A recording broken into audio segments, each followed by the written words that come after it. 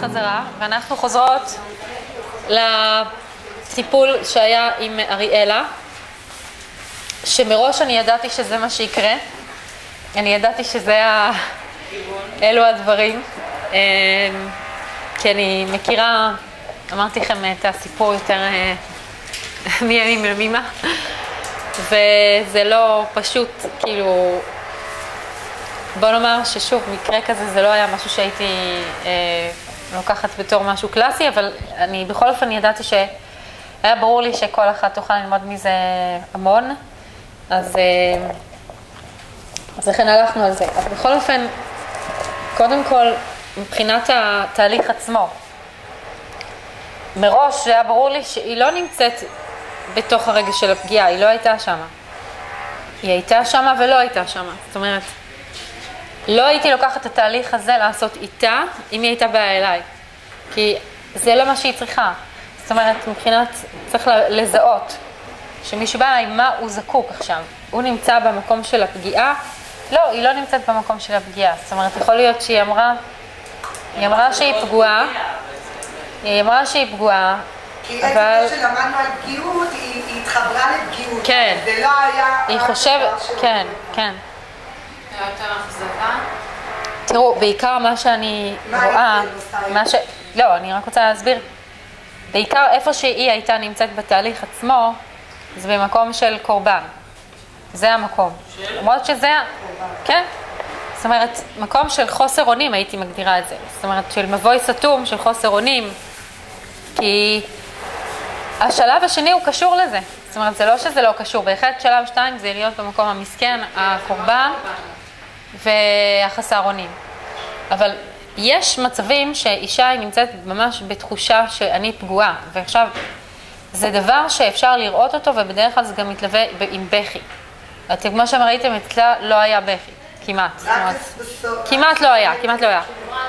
לא, אבל זה קלאסי לנשים שהן נפגעות הרבה, נפגעות בטבע שלהן. היא לא טיפוס שנפגע בטבע שלה, וגם אם היא תיפגע, אז היא לא תראה את זה. אז לכן, זה לא הדבר שהייתי, כאילו, התהליך הזה מלמד את מי שחלש להיות יותר חזק. היא לא צריכה להיות יותר חזקה, כאילו, החוצה, הכוונה. היא צריכה באמת להיות יותר חזקה לעצמה. אבל ברור, לא משנה, ברור שהתהליך הזה לימד אותה הרבה דברים שהם היו מאוד חשובים, רק שאני אומרת שבאופן הכללי לא זה הדבר אצלה. כאילו זה לא הדבר הבולט אצלה, הרגע של הפגיעות, שבגלל זה הייתי עושה איתה את התהליך של הפגיעה, למרות שכל תהליך שאני אעשה עם כל אחד הוא ילמד אותו מלא דברים, אוקיי? אז לכן זה לא סותר. רגע, אז מה כן הדבר המרכזי? זה לא רגע של פגיעות? אצלה זה לא בכלל הרגש המרכזי. אצלה הרגש המרכזי זה תחושה של חוסר אונים ומבוי סתום. ובעצם בעומק, הדבר הכי מרכזי אצלה זה פחד. זה בכלל לא הדברים האלה. וזה פחד לראות את האמת ולהתמודד עם האמת. עכשיו אין לי את זה כתוב כי אני הבאתי לה את זה. יכולנו לעבור על זה עכשיו ביחד, היה לי את זה כתוב. תראו, אני לא יודעת אם אתם שמתם לב, מערכת הדחקה מאוד חזקה. אז זה, כשיש הדחקה יש פחד, וזה לא סתם, כי יש פה הגנה על דברים קיימים ורצון לשמור על הקיים. אבל יש שני כיוונים במצב כזה שאפשר להתייחס אליהם. הכיוון זה כמו שעשינו הרבה, בעצם הפכנו את זה לגוף ראשון וזה לא נמצא בתהליך, זה כלי מאוד חזק. שהיא אמרה, פוגע בי שהוא לא מתייחס אליי, איך זה המשפט שלה? הוא לא רואה אותי. אני לא קיימת בשבילו. ככה היא אמרה, אני לא קיימת בשבילו. אוקיי? עכשיו, זה באמת נקודה מאוד עמוקה שאפשר כן ללמוד דרך התהליך הזה, וזה כן אני אסביר, שקשור לתהליך הזה. שבהחלט המשפט שאדם אומר, מה שפוגע בו הוא בעצם קשור אליו בעצמו. זאת אומרת, אם היא מרגישה שהיא לא קיימת בשביל בעלה, זה אומר לי שהיא לא קיימת בשביל עצמה. לא, בשביל עצמה. עכשיו, בלי קשר אליו, כאילו נגיד שהוא באמת אדם צדיק, כאילו כל אחד צריך באמת, פה אני קצת יותר מכירה את הדברים, אז לכן זה לא... כן. שהאדם הזה הוא באמת גומל חסדים, גדול. כן, כן, זה מה שהוא עושה. יש לו, כן. 10 אנשים כאלה שגומלים חסדים, כל המשרד יש לו חוץ משתם. בסדר, עדיין הגבילות שהם נשארת להם לידיים. אבל חווה, תראו, יש פה שני כיוונים, קודם כל צריך לדעת שאישה חיה בדיעבד עם בעלה, זה מצב לא טוב. זאת אומרת, אנחנו לא אמורים לחיות במצב של בדיעבד, וכל החיים להרגיש שאני בדיעבד, זאת אומרת, שבעצם נגזר עליי הסבל הזה. זה לא מצב שאפשר להיות פה בשמחה, אי אפשר לפרוח, אי אפשר כל כך לגדול במצב המקסימלי, זאת אומרת, באופן המקסימלי, כשאני חיה כל הזמן בתחושה שהבעל הזה הוא בכלל בדיעבד, ובעצם נגזר עליי לחיות איתו, וזה אומר שאני כל החיים אסבול. עצם החיים בצל התחושה הזאת זה חיים מאוד קשים, לא לכתחילה בכלל, ולכן יש פה קודם כל בדיקה שצריך לבדוק למה אני חיה ככה, ואפשר לקחת, יש שתי כיוונים. הכיוון אחד באמת זה לבדוק איפה אני לא בסדר, זאת אומרת איפה אני לא בסדר, איפה אני יוצרת את המציאות הזו שבגללה קשה לי לחיות עם האדם הזה. ויש את הכיוון האחר של לבדוק באמת את הבן אדם, האם הוא לא חולה בנפשו ברמות לא, כאילו שצריך באמת לבדוק את זה, ולבדוק ולראות האם באמת יש סיכוי שאי פעם אני אקבל את הצרכים שלי בתוך המערכת יחסים הזו, ומה זה יכול כן לתרום לי המערכת יחסים הזאת, כן? קרינה לא יכולה לקבל מה שהיא צריכה בתוך המערכת. את צודקת. רגע. את היית אומרת לה לעשות את המערכת הזאת? לי זה היה נשמע שהיא בורחת, דיברנו אחרי זה, בורחת, כאילו, אני לא יודעת אם... היא בורחת בגלל שיש פה פחד. אמרתי לכם בעצם התהליך הכי נכון לעשות איתה זה פחד. תשחרר פחד. פחד לגמרי הקשר הזה, ככה זה נראה. פחד מפני ההחלטה הגורלית בעצם. זה קודם כל בכלל פחד לראות את המציאות, כי אתם ראיתם כמה הייתי צריכה להראות לה את המציאות כל הזמן. כן. וזה הפחד. אבל מצד שני אמרת ש... לי זה לא היה... תראו, זה לא פשוט בכלל, כי אני קודם כל, אם הייתי כמוכם, אז בכלל לא הייתי במקום הזה, כאילו, קודם כל הייתי צריכה לבדוק את זה היטב, את הבן אדם, אוקיי? קודם כל צריך לבדוק אותו, האם הוא יכול באמת להיות במקום של הבעל, או לא יכול להיות במקום של הבעל, כאילו, וזה דבר שאי אפשר בפגישה אחת לבדוק. לא, ברור אז לכן... לא הבנתי מה צריך לבדוק? לבדוק אותו, איתו, כאילו? לא, איתו, אפשר דרכה לבדוק את זה, ברור. כן, אפשר, באופן... לא הבנתי את אפשר, המשפט שאמרת. הרבה פעמים אפשר. אבל מה? אמרת כשהיא אמרה את הביטויים האלה, זה סימן שהיא אמרה את זה כלפי עצמה, היא הרגישה שהיא... אז לכן אמרתי שיש שתי כיוונים, אוקיי? יש שתי כיוונים. כיוון אחד, העבודה שלי עם עצמי, שגורמת לאדם השני, כשאני לא קיימת לעצמי, והראיתי לה את זה מאוד, זה היה מאוד בולט בכל המהלך, שהמטרה הייתה להראות לה איפה היא לא קיימת לעצמה. זה כיוון התיקון באמת. ברור שזה כיוון התיקון, ברור, אין בכלל שאלה. שהיא קיימת לעצמה, יש פה שני דברים, קודם כל אני קיימת לעצמי, אני צריכה לעבוד על זה דבר ראשון, בלי לעזוב שום דבר, אני צריכה בתוך המערכת הזו לעבוד על זה שאני קיימת בשביל עצמי. עכשיו, אם באמת האדם הזה הוא לא יכול להיות במקום של בעל, אז ברגע שהיא תהיה קיימת לעצמה, היא תסיק את המסקנה הזאת בעצמה. זה יקרה מעצמו.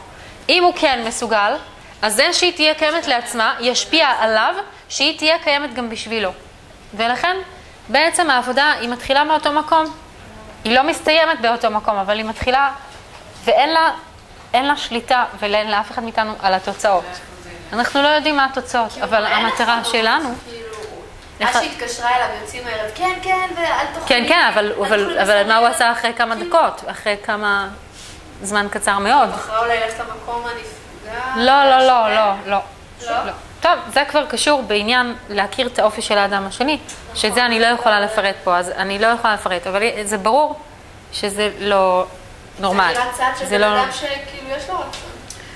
כן, אבל... אז מה שאתם צריכות לדעת, שיש אנשים, יש הרבה אנשים כאלה שיש להם רצונות, והם מראים את הרצונות שלהם, אבל אין שום קשר בין הרצון לבין המעשה. אין שום קשר, בכלל. בין המעשה של השני, את מדברת? בין הרצונות. יש בעלים כאלה שהם יגידו לך כל היום, שהם רוצים לקחת אותך לטיול, והם רוצים לקחת אותך לא יודעת לאן, והם באלף ואחד דברים, הם אוהבים אותך והכל. בתכלס, שום דבר אין במציאות. אז צריך לדעת שיש אנשים כאלה, שזה בעיות, כמובן, כל מיני סוגים, שהפרעות וזה, ואין שום קשר בין הרצון לבין המציאות. אם זה דבר שהוא חד פעמי, בסדר, אבל אם זה חוזר על עצמו כל הזמן, בעיה. אני חייבת להתייחס לכמה דברים, אבל זהו, אבל זה לא... הפרעות קשב וריכוז, לא? נכון, הפרעת קשב וריכוז. הפרעות קשב וריכוז אפשר לחיות איתו, זה לא בעיה. לא, זה קשה מאוד. כן. בעצם אני הולכת לכיוון הזה שהוא משקף משהו אצלי, ואז אני מתחילה לחזק את עצמי. אז לכן יש פה שתי דברים. אם באה לכם אישה שלבעיה, יש באמת בעיה נפשית חמורה, ואתם עובדות איתה לחזק את עצמה, ואתם אומרות לה שרק אם היא תחזק את עצמה, הכל יסתדר. זה שקר. למה? בגלל שהוא, אם יש לו בעיה נפשית, זה לא ישפיע עליו. אם הוא בן אדם נורמלי שאפשר לעבוד איתו, אז ברגע שהיא תשתנה, גם הוא ישתנה. ברגע שהיא תתחיל להחשיב את עצמה, גם הוא יתחיל להחשיב אותה, והכל פה יהיה שונה לחלוטין. אבל אם במקרה יש לו כל מיני דברים, יש כל מיני דברים, אני אקח דוגמה, אספרגר, לא יודעת אם שמעתם על זה, אדם חי בבועה. לא משנה בכלל מה תעשו מסביבו, הוא יישאר בתוך הבועה שלו. לא משנה כמה אשתו תשתנה מקיצוניות כזאת לקיצוניות אחרת, הוא לא יזוז מילימטר מהמקום שלו. אז אתם לא יכולות להטיל את... זה נכות, אוקיי? אז זה נכות שהיא לא קשורה לאדם השני. אז אין פה הדדיות, אין פה... אז יש לה בחירה, אני לא רוצה... בדיוק. אז אם היא חיזקה... אז זה בדיוק.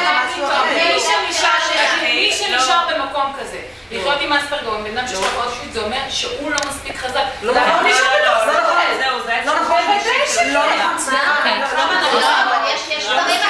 נכון, בן אדם שמסכים להישאר בתוך סבל, אני חזק. זה לא סבל.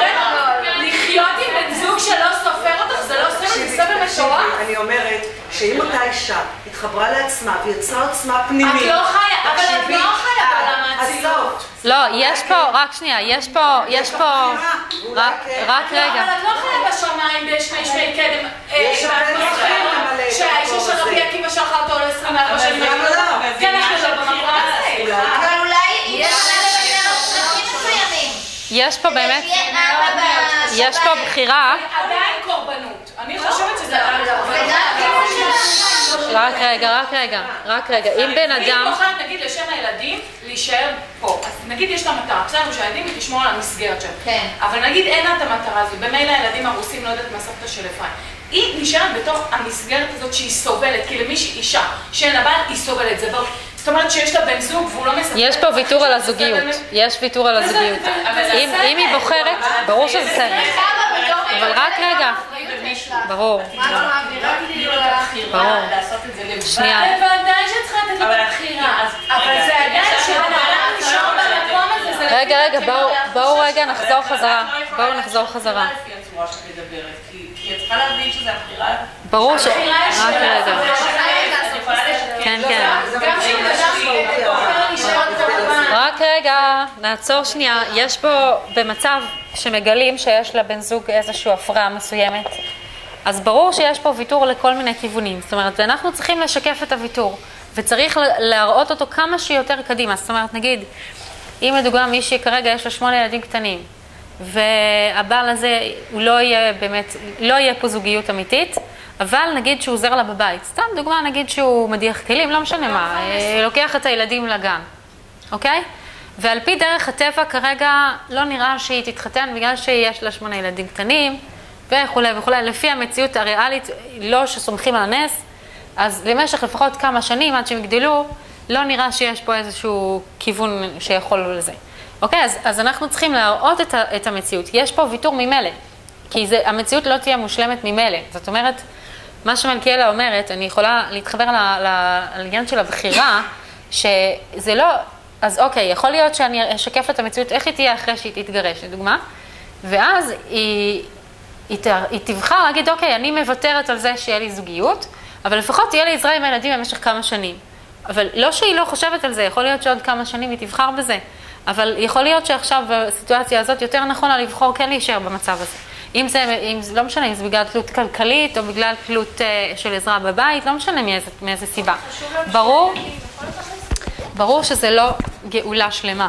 אין בזה גאולה, אבל יש פה, מה כן הגאולה? שאני כן יודעת מה לצפות ומה לא לצפות. אני יודעת מאיפה לקבל מה. זאת אומרת, אם אני עד עכשיו חיפשתי לקבל חיזוק ממנו, עכשיו אני לא אחפש לקבל חיזוק ממנו, אני אדע במה הוא יכול לתרום לי, ואת זה אני אקבל. את הדברים שאני לא יכולה לקבל ממנו, אני אנסה לחפש דרך מקורות אחרים. כמובן שזוגיות לא תהיה. זה ויתור על זוגיות, אין בכלל מה להגיד. זאת אומרת, כמו שהיא אמרה, אישה בלי בעל, בהחלט שזה לא דבר אידיאלי, וזה לא דבר טוב, וזה לא לכל החיים, וזה לא, אבל לפעמים זה ברירת מחדל. אז ברור שאין לנו שום תשובה לאף בן אדם מה הכי נכון לו לעשות. הוא יודע בעצמו מה הכי נכון לו, אבל אנחנו צריכים דבר ראשון שזה תקופה, זה תקופה שזה לוקח זמן. קודם כל לעבוד על השורש. מה זה השורש? בדוגמה של אריאלה, אני קיימת. זה השורש. בלי לדבר עכשיו על מה יהיה ההשלכות. בואו קודם כל נעבוד על זה שאני קיימת. נחזק את זה שאני קיימת ואת הצרכים שלי. אחרי זה אנחנו נראה האם הדבר הזה משפיע על הזוגיות או לא משפיע על הזוגיות, האם יש פה אפשרות להביא אותו לטיפול זוגי או לגרום בתוך הטיפול, גם לפעמים יש כאלה שמגיעים עם טיפול זוגי וזה בכלל גם לא עוזר, אז צריך לבדוק האם אפשר לעבוד עם הבן אדם הזה, אי אפשר לעבוד איתו. את המסקנות האלה אחרי זה צריך להסיק, האם יש דברים שאני לא אקבל, יש דברים שאני כן אקבל, על מה אני מוותרת, אם אני אתגרש, על מה אני מוותרת, וכל המציאות הזו צריכה להיות מאוד מאוד ברורה, ואז בוודאי אפשר לעשות את הבחירה, אבל מה שאנחנו צריכות לוודא שהבחירה תהיה ממקום חזק. כרגע היא לא ממקום חזק. זאת אומרת, אם אנחנו מדברים עליה, אז היא עדיין לא ראתה את התמונה. אנחנו צריכים להביא את הבן אדם שבא לנו, והיה לי הרבה מצבים כאלה, לא דווקא כאלה שלה. הכוונה בכל מיני סיטואציות שאדם בעצם עיוור בחלקים מסוימים. הוא לא רואה באמת את כל המציאות. וזה לוקח זמן עד שמביאים אותו לבהירות על החיים של עצמו. צריך לחזק הרבה מקומות כדי שיהיה אפשר להסיר את מערכת ההדחקה וההגנה והמוכנות שלי לעשות שינוי. זה דבר שהוא דורש כוחות, בכל שינוי שלו יהיה, לא משנה באיזה תחום. שינוי זה דורש כוחות, זה דורש אומץ, זה דורש להתמודד עם כל הדברים שמסביב שהם נוגדים את השינוי הזה. אז צריך באמת לבדוק, קודם כל, אם אדם רואה את כל את המציאות. אם הוא לא רואה את המציאות, מה זה רואה? הוא צריך לראות את עצמו, הוא צריך לראות את הזולת. זאת אומרת, מה זה לראות את הזולת? כמו שאמרנו בתהליך של האכזבה, אני רוצה לראות אותו כאדם בפני עצמו, בלי קשר אליי, האם הוא יש לו את היכולת הזאת. בלי קשר אליי, הוא יהיה עם לא משנה, פלוני אלמוני. יש לו את המסוגלות הזאת או אין לו. אם אין לו, זה לא קשור אליי. ולא משנה מה שאני אעשה, זה לא קשור אליי. אבל שנייה, אוקיי? אם יש לו מסוגלות לתת בחוץ, אז זה אומר משהו על רמת המסוגלות. יש פה צורך באישור חיצוני, ובכבוד ובתחושה של שייכות, ובהרבה צרכים שבן אדם חי על זה, הוא חי על זה, אז כאילו הוא חייב על זה, מה זאת אומרת? ויש הרבה אנשים, אני מכירה, הרבה אנשים חיים מהכבוד, מזה שהם מכבדים אותם, כמה שאתה עוזר, וכמה אתה תורם לקהילה, וכמה אתה תורם, וכמה זה וזה. על זה הוא חי, למה הוא חי מזה? בן אדם שחי, אני לא מדברת על בעל שלה, אני מדברת באופן כללי. אדם שחי מזה, זה אומר שאין לו ממה לחיות מבפנים, הכל בפנים ריק חלול. אין את החיות הפנימית, את המהות הפנימית שממנה אני חי. אני צריך שמישהו אחר ייתן לי אישור, שיגידו כמה אני מוצלח, שיגידו כמה אני תורם, כדי שאני ארגיש שבאמת יש לי זכות קיום. אז הדבר הזה הוא סוג של עבודה זרה. הוא סוג של עבודה זרה. זאת אומרת, בן אדם רודף כל הזמן אחרי הצדקה כביכול, אחרי החסד, בשביל לקבל תחושה יש לי משמעות בחיים. אני קיים, יש לי ערך. מה? זה יכול להיות אז שהוא לא מקבל את זה, אבל מהבית שלו, זה יכול להיות, זה יכול להיות. במקרה הזה אני יודעת שזה לא. אז לכן אני לא, זה כאילו, אוקיי. כבוד מאוד מאוד גדול, או בפרסום, לא כל דבר אפשר לספק. נכון.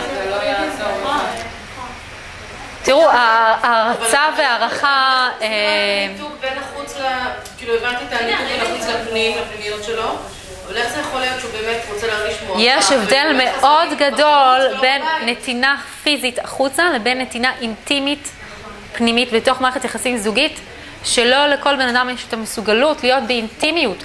זה שאתה נותן מוצרים לאנשים אחרים, זה לא אומר שאתה מסוגל להיות במערכת יחסים עם הדדיות והקשבה ואכפתיות ורגישות. אוקיי? אז אתה יכול לתרום המון בגמח, אבל זה לא אומר עליך שאתה מסוגל להיות במערכת יחסים אינטימית. זה לא... כסף, טכנית לתת, ולילדים שלו לא יפה כסף. כאילו לילדים זה מובן מאליו, הם יגידו יפה תודה, אבל כשאני אתרום להצלה של בן אדם חולה, זה יהיה כתוב בחוצות. כן, אז זה ממש קשור לתלות באישור החיצוני, כן? ויש אנשים שמכורים לזה, לאישור החיצוני, הם חיים על האישור החיצוני, אז לכן הם לא יכולים לא סופרים את האישור בבית. לא רואים את זה. זה לא הדבר שהם מחפשים אותו. מה את אומרת? אבל אמרת שבן אדם שמתחבר לצרכים הפנימיים שלו ועושה עמוד שדרה לעצמו, הוא פחות צריך את זה מהאדם השני. ברור. אז זה גם יכול לעזור. בטח שזה יכול. אז היא יכולה גם לעשות נגיד את הכיוון הזה ולהישאר איתו, או שהיא... רק שנייה. אני שוב אגיד את זה שוב, אני אחזור על העבודה הראשונית. זה כמו שעשינו פה לפי התהליך, לקחנו את המשפטים של הפגיעה, הפכנו אותם לגוף ראשון, ראינו איפה היא פוגעת בעצמה בעצם, אוקיי? זה החוכמה. להראות, רק שנייה, שרי, בואו תהיו איתנו. החוכמה בתהליך הזה שאנחנו צריכים להוביל את האדם למצב שבו הוא מבין שהוא פוגע בעצמו. אף אחד באמת לא פוגע בו, אף אחד באמת לא יכול לפגוע בנו.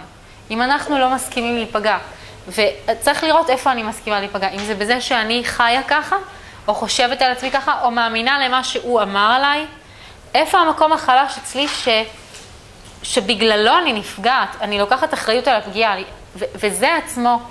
זה עצמו חלק מאוד גדול מהגאולה, כי אם אני בהתחלה במבוי סתום, אני מרגישה שאני מסכנה, כי מישהו פוגע בי כל הזמן, ואין לי שליטה עליו, כי הוא ממשיך לפגוע בי, אין לי שליטה עליו, אז אני נמצאת בחוסר אונים. אני קודם כל רוצה לצאת מהתחושה הדמיונית של החוסר אונים, שמישהו עושה לי משהו. למה הוא עושה לי משהו? כי אני מאפשרת לו. אין מציאות שאני לא יאפשר למישהו והוא יעשה לי. כן, למרות שכמובן יש מצב של אונס, אבל אונס זה לא מצב יומיומי. אנחנו מדברים על אונס, אנחנו מדברים על יום-יום, על מצבים יומיומיים של פגיעה. מצבים יומיומיים של פגיעה הם מצבים שבהם בעומק יש לי איזשהו מקום פנימי חלש שמסכים להיפגע, והוא אחראי על הפגיעה, לא האדם השני שפגע בי. אני לא מדברת על ילדים, דרך אגב. אוקיי, לא ילדים קטנים שהם תלויים במבוגרים. אני מדברת על אדם בוגר שיש לו אחריות על החיים שלו, והוא נמצא בתוך מערכת יחסים שגורמת לו פגיעה יומיומית. הדבר הזה מעיד מבחינתי על מקום חלש שנמצא בתוכו, שאנחנו צריכים לחזק אותו. המקום החלש הזה זה מקום שהוא פסיבי. זה מקום של קורבן, זה מקום של מסכן, שאין מה לעשות, ככה זה נגזר עליי, ככה זה המקום, ככה הוא, הכל יכול מאוד יפה להתלבש באמונה, כאילו בהשגחת הבורא, הכל פה זה בהשגחה, נגזר עליי את הדבר הזה וכולי, ואני חייב לסבול. יכול להיות במקרים בודדים מאוד שזה נכון, אבל ברוב המקרים זה לא שום גזירה, זה גזירת האדם על עצמו, זה שהוא... אז גם אצלה זה ככה? לא, אבל גם אומרת שאצלה זה לא היה. אצלה, בהחלט יש כאן מקום פסיבי, ויש פה מקום. יש, אבל אומרת שגם יש מקום ממנו אולי שזה לא... כן, אז לכן אמרתי אמרתי את זה, אני שוב אחזור על זה. ברגע שאני אחזק את השורש שאצלה היה צריך לזה, אני קיימת. אז אחד משני הדברים יקרה. או שמשהו ישתנה במערכת יחסים ביניהם והוא יתחיל לראות אותה, כי היא תראה לו את עצמה, או שבגלל שהיא קיימת לעצמה, היא תבין שזה לא מתאים לי להישאר במקום הזה. אחד משני הדברים יקרה. היא לא תישאר אבל באותו מקום. להישאר במקום הקורבני הזה של אני בתוך מערכת יחסים לא קיימת, זה לא יהיה קיים. אם אני אעשה עבודה נכונה של חיזוק. אנחנו לא יודעים מה תהיה התוצאה. אולי באמת יקרה נס והוא כן יראה אותה. אבל יכול להיות שלא. ואז היא תראה את עצמה, ואז היא תראה את עצמה קיימת עם אדם שלא מתאים לה לחיות איתו כל החיים, ואז היא תחליט את ההחלטות שלה. אז כל אחד זה תלוי בו לאיזה כיוון הוא ילך, אבל זה לוקח זמן, זה לא דבר שהוא מהיר, הוא לא מהיר. כל אחת לפי הקצב שלה, עד כמה שהיא תהיה מוכנה לראות את האמת, וזה דרך אגב אחד הדברים שאני עובדת איתם בטיפול, עם כמעט כל אחד, העניין הזה שאני מוכנה לראות את האמת. לא להיות במקום שאני עיוורת, שאני מדחיקה דברים, שאני חלק מהחלקים בחיים אני צובעת בצבעים אחרים, ואני... כי צריך לעבוד על המקום הזה שבאמת מאמין. האמת היא מרפאה, האמת זה כתוב חותמו של השם אמת. ברגע שאני חיה על פי האמת, אני לא תקועה, אני מתקדמת, אני רואה את מה שאני צריכה לעשות, את העבודה שלי, את כיוון הצמיחה שלי, ואני לא נשארת במקום תקועה. כשאני מכסה על כל מיני חלקים מהחיים שלי, בדרך כלל זה גורם לתקיעות ולחוסר ממש צמיחה, אני מדברת בעומק, כן? שאפשר פשוט לחיות במין שגרה כזאת, במין יום חוזר אחרי יום, הכל בסדר כביכול, אבל לא הכל בסדר בכלל. אז חלק מהעבודה שתמיד כדאי להוסיף, ואם זה משפטים שאפשר לכתוב על זה, או אם זה קצת מודעות לתת בכיוון הזה, שאני מוכנה לראות את האמת. כי הקדוש ברוך הוא מדבר עליי דרך המציאות. הוא לא מדבר עליי דרך הדמיונות, דרך המציאות. אני רוצה לראות את המציאות כהווייתה, לא להדחיק דברים. לא להדחיק מה שאני רואה. השם שולח לי לראות דברים, הוא שולח לי. אז האם אני מוכנה לראות את מה שהוא שולח לי, או שאני מוחקת? אני עושה כזה delete על כל מיני חלקים שאני רואה, כדי לשמור ולהגן על כל מיני דברים שאני פוחדת שיכולים להיפגע, ואז אני לא סומכת בעצם מספיק על הבורא. כי אני צריכה להאמין שאין מצב שהוא ינטוש אותי. בכל מקרה הוא נמצא איתי. אז שום דבר רע לא יקרה. אנחנו צריכים להאמין שלכל כיוון שנלך בעתיד הוא יהיה חיובי. כל כיוון. כי הקדוש ברוך הוא נמצא איתנו. אם אנחנו הולכים איתו, אנחנו רואים מה הוא דורש ממני. אז אין שום סיבה שמשהו רע יקרה בעתיד. ברגע שאנחנו הולכים ביחד איתו. למה האדם פוחד? כי הוא לא מאמין שהקדוש ברוך הוא יהיה איתו בכל המצבים. הוא חושב שרק במצב מסוים שהמצב הזה הוא מוכר לו, שם הוא יוכל לתפקד, שם הקדוש ברוך הוא ייתן לו את מה שהוא צריך, אבל אם יהיה במצב אחר, אז כבר מי יודע מה יקרה. אין את מידת הביטחון. לכן בעצם גם בכל הזמן של הטיפול, כל הזמן, כל טיפול וטיפול, אנחנו צריכים לחזק את מידת הביטחון בבורא עולם. כי המידה הזאת מאפשרת את התנועה. אם אין יציבות, לא יכולה להיות תנועה. אם הרצפה הזאת לא הייתה יציבה, לא היינו יכולים ללכת עליה. היינו צריכים לעמוד, תחשבו, רעידת אדמה, הכל עומד, הכל כזה, אנחנו צריכים להתאפס במשהו ולא לזוז. ככל שאדם מרגיש את החיים שלו פחות יציבים, הוא לא יכול לנוע עם החיים שלו. אז צריך להגיע למצב של יציבות, למצב של יותר שקט, למצב של יותר איזשהו רוגע פנימי, שהדבר הזה מאפשר את התנועה. אוקיי, זה באמת... והרוגע הפנימי הזה מגיע על ידי שהם מלאים את הצורך שחסר. על ידי הרבה דברים, אבל צריך, כן, שאנחנו מתמקדים בפגיעה, אבל אני רק רוצה לשאול אותך משהו. כן. את מסכימה איתי שגם, אנחנו לא מדברים עכשיו על אריאל העולם, ברמת הגישה הכללית, ברמת ההסתכלות, שאם בן אדם יש לו בעיה שהוא לא יכול לקיים זוגיות, לא משנה אם זה גבר או אישה, הוא לא יכול לקיים זוגיות, הוא לא יכול להיות בהדדיות, והוא לא יכול להיות בשיתופיות. אז זאת אומרת, יש לך בחירה. לחזק את העמים ולהישאר במקום הזה, או לחזק את העמים ואז את הולכת מהמקום הזה. עכשיו, אני חושבת שגם כשבן אדם מחזק את עצמו, כן. זה שהוא מסכים להישאר במקום, שהוא לא מקבל מזה שיתופיות, אני לא מדברת ככה שיש לו 8 ילדים כן. אוקיי. אבל בן אדם שיש לו בחירה והוא יכול ללכת מהמקום הזה, זה שהוא ממשיך להישאר במקום, שהוא לא מקבל עם איזה צורך הבסיסי האנושי, כאילו זה צורך אוכלת, ולא, אנחנו לא דיברנו זוגיות לאישה. צורך אנושי. צורך בסיסי קיומי, כאילו. כן. אז אני חושבת שזה או על פחד, או על הדחקה, או כאילו, נכון שהיא חיזקה, נכון שהיא לא תיתן לפגוע בה, עדיין יש פה מקום חלש. שעד היום נתנה שיפגעו בה, ועכשיו היא לא נותנת שיפגעו בה. יש פה שתי דברים. זה מראה מקום חלש. יש פה שתי דברים. יכול להיות שעדיין יש מקום חלש, לדוגמה, מקום של פחד, שעוד לא טיפלנו בו. וזה ממש דבר שצריך, אם אנחנו יודעים, נגיד שמישהי צריכה בלית ברירה לעבור תהליך כזה, אז חייבים להציף לה את הפחדים יחד איתה, ולטפל בכל הפחדים ולשחרר את כל הפחדים. כמובן, צריך לעשות את זה. צריך לעשות את זה בכל אופן. את הפחדים צריך להציף ולטפל בכל הפחדים, גם אם לא הולכים לכיוון הזה, כדי שיהיה שלמות עם ההחלטה. אבל יכול להיות עוד דבר, שזה הרגל שצריך להשתחרר ממנו. אריאלה היא מאוד קלאסית לדבר הזה. האנשים שהם לא אנושיים, מה זאת אומרת לא אנושיים? שהם נותנים מעבר ליכולת והם באמת לא אנושיים. זאת אומרת, הכוונה, יש להם יכולת אמיתית להדחיק את הצרכים שלהם ולהיות חזקים ולהיות למען אחרים ולהיות בדרגות של נתינה מאוד גבוהות. לא כל אחד יכול לזה, אבל יש אנשים, יש נשים רבות שנמצאים במקום הלא אנושי. הלא אנושי זה אומר שאני לא דואגת לצרכים שלי. והרבה פעמים כדי באמת להוביל אותה להחלטה הכי נכונה ואמיתית בשבילה. צריך גם לפתח את האנושיות שלי לעצמי, שזה דבר שהוא גם קשה למי שהוא לא רגיל לזה. פתאום, מה זה להיות אנושית לעצמי? נגיד, אני רעבה, אז אני לא אוכל סתם עוגה, אני אכין לעצמי סלט. פתאום, זה העניין של אני קיימת.